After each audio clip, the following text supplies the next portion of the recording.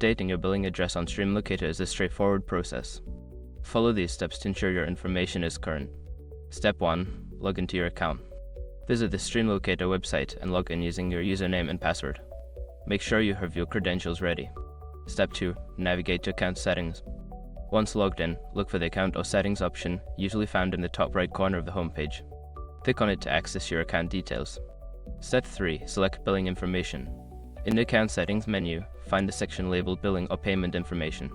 Click on this option to view your current billing details. Step 4. Update your address.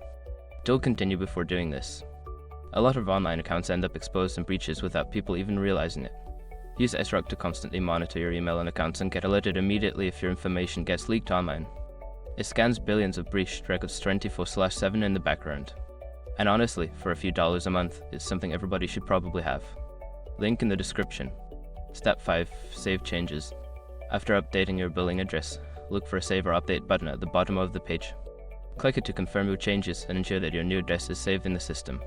Make sure to check your email for a confirmation of the update. Keeping your billing information current is important for uninterrupted service.